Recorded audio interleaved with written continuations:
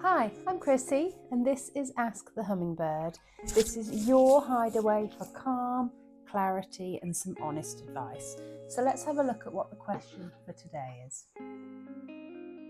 Dear Hummingbird, I've lost all confidence in myself. I second guess everything I do and I don't feel like the strong, capable person I used to be. How do I start believing in myself again? So if you've ever felt like this, just know that you're not alone. I think we all go through similar periods in our lives where we lose that confidence and we become a little bit unsure about who we are or what we're doing or kind of why we're doing it. And really that's because confidence is a relationship. Confidence isn't just a personality trait. It isn't something that you have or that you don't have. It's not something that people are necessarily kind of naturally gifted with. It's not a talent. It's not something you're just born with. Confidence is it's a relationship, and you kind of have to be aware of that relationship. You have to nurture that relationship. And sometimes what happens is over years of prioritizing other people's needs and probably not paying attention to that relationship, it can become weakened and it can become strained and it can become something that we kind of forget about in a way. And I think we get to a point, particularly I would say women in their kind of 40s and 50s, that you just think, you wake up one day and you think, where did my confidence go?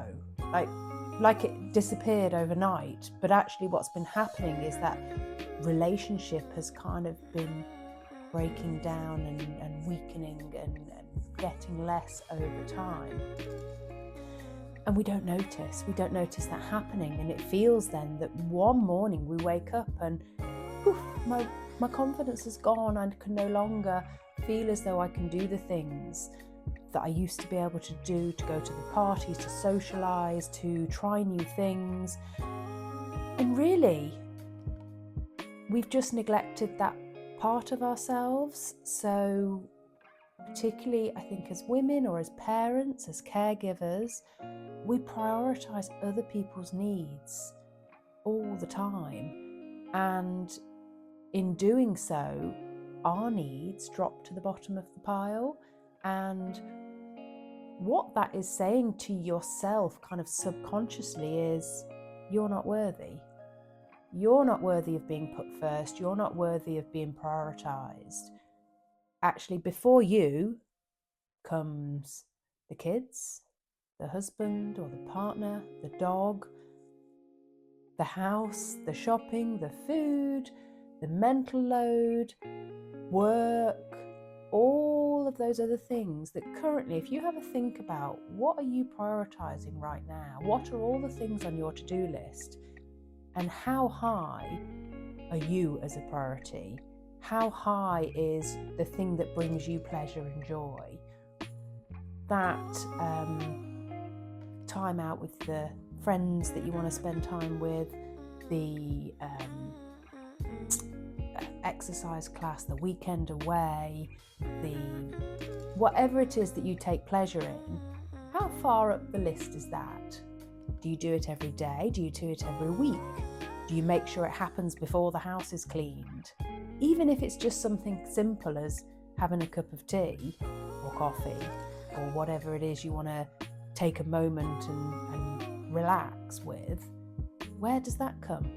Oh, if you're anything like me, it's, I'll do it after I've hoovered, after I've cleaned. I'll just go and clean the bathrooms, then I'll make a cup of tea. And guess what? That cup of tea doesn't get made because, I'm just going to take the bins out now. Oh, actually, it's not raining outside, so I'm going to take the dog for a walk. And the list never ends. And subconsciously, what you're saying to yourself is, you don't matter. Your needs come last. And when we think of it in that way, it's actually quite quite shocking and quite upsetting. Imagine if you said that to somebody else. No, you can't stop for your coffee now. You need to carry on hoovering. No, you're not allowed to go out and enjoy yourself with your friends because actually the kids need you, and then dinner needs cooking, and the list will go on and on. If somebody else said that to you, you'd be shocked and you'd say, well, hang on a minute, that's not very fair, is it? What about me? I have needs too. And too right that you have needs too. You need to tell yourself that and say, well, hang on a minute, I need to be higher up this pecking order and this priority list because I have needs too. And what you do when you fulfill those needs is that you tell yourself, I am worthy. You tell yourself, I deserve these things. I am a priority. My needs come before something else. And that then gives you confidence. That then says, I deserve this, I am worthy, and I am confident because I am looking after myself and I'm putting my needs first. And that is huge. And I think probably there's some of you out there that will be nodding away right now and being like, yes, that is exactly what I'm doing. I am bottom of that priority list, but I can't see a way out. I can't see a way up it because I've got myself into this place. And that is really hard. And that probably is where I was a couple of years ago. I had 3 young children. I have my own business to run. I have a dog that has the needs as well, and a house and a husband, and all the physical and mental load that goes with all of that. And I absolutely was not prioritizing myself. And as a result, my confidence was really low. So if I would go to social events and occasions, I would not really want to sit and talk to anyone. And I'd think, oh, what am I going to talk about? I feel like I just want to go home, and I didn't want to go in the first place. And I would find it really, really difficult to have the confidence to, 1, go, and 2, enjoy myself and really be a part of the event that was going on. And it was just something that happened slowly over time. And therefore, when I recognised what was happening, I then slowly over time had to come back to a place of confidence. And that meant prioritising myself, which I found really, really difficult to do.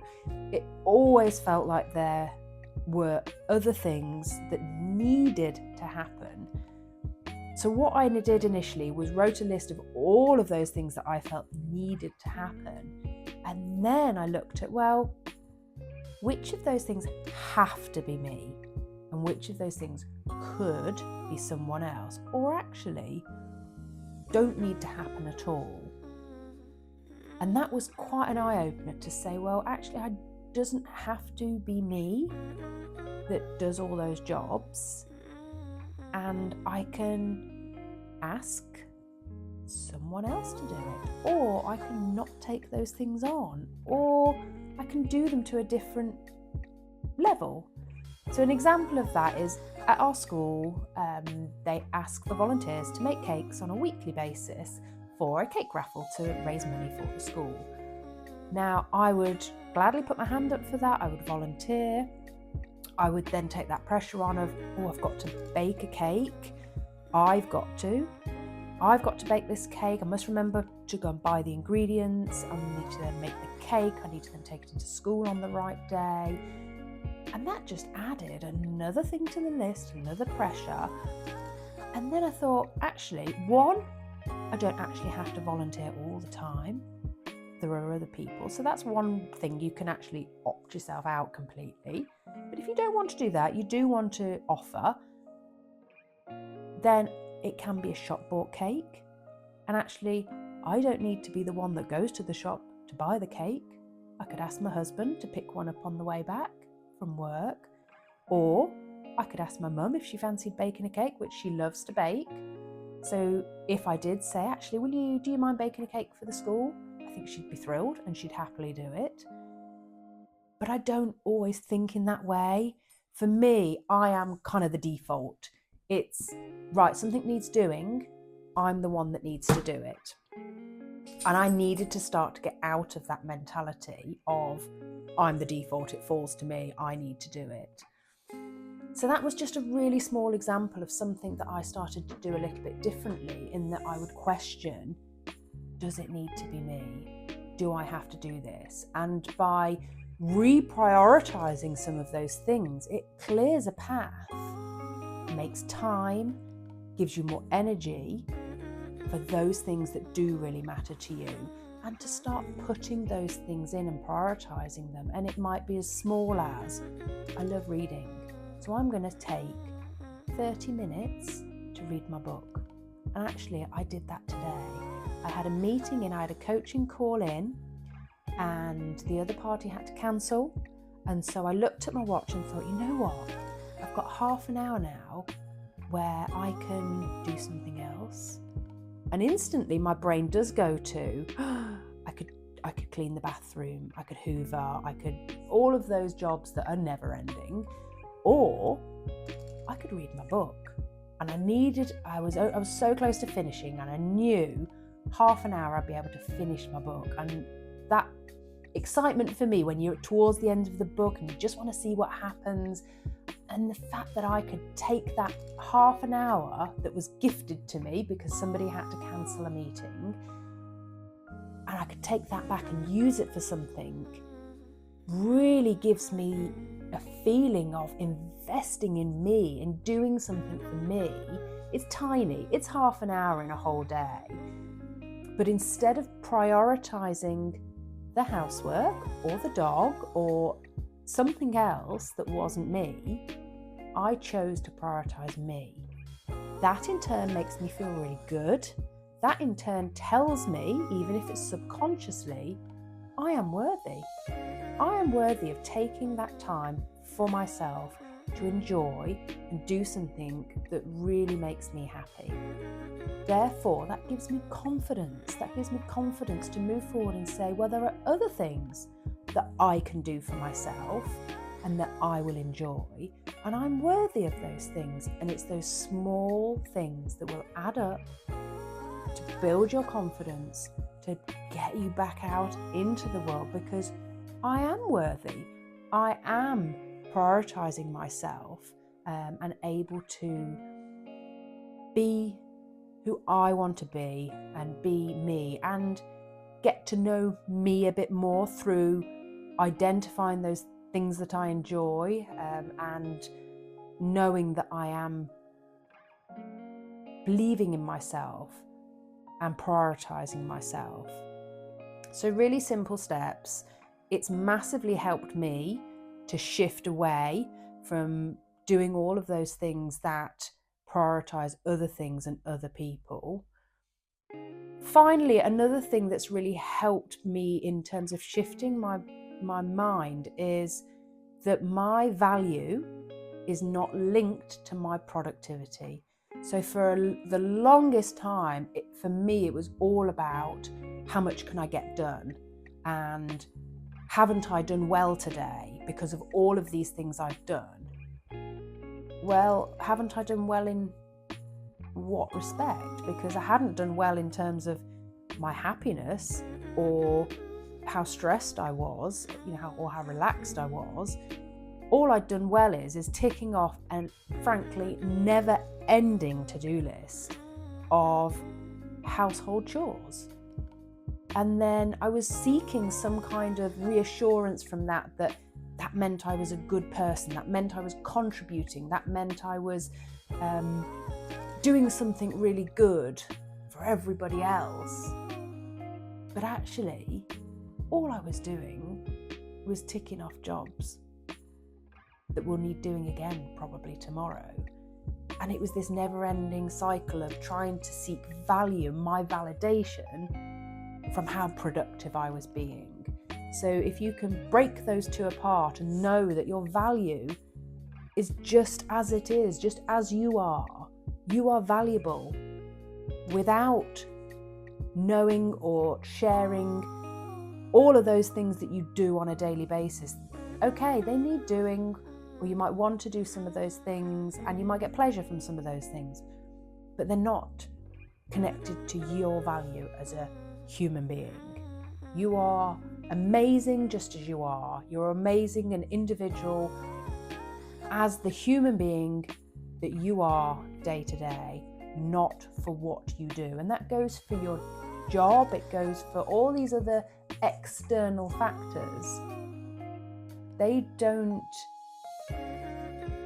give you more value. You are valuable as you are, and that, when you can understand and really live that really boosts your confidence. You don't need to pretend to be anybody else. You don't need to compare yourself to anybody else, because they will just drain your confidence and make you feel less, make you have a feeling of lack, because you aren't as good as what you see on social media, or as good as what you see your friendship group doing. And that is a difficult spiral and an unhealthy spiral to get yourself in. So detaching yourself and your value from comparison and productivity and those external factors, and understanding your value just as you are as a human being, is a really big step forward in driving that confidence and bringing that confidence back. Just finding who you are, what you love, what brings you joy. And that might be very different to what it was in your 20s or in your 30s, or at whatever age you are now compared to when you were younger. If you're still feeling really confused and unsure, and you want help in terms of moving forward with gaining more confidence, understanding who you are now as a person, what brings you that joy, and finding that path to give you more confidence, then please come and get coached by me. I offer a free 30-minute discovery call, so it doesn't matter where you are in the world. We can go online and we can have a discovery call that really helps you to get to know me and me to get to know you, and really understand how we can work together, and how we can move you forward and make you feel more confident and happier and calmer in your life.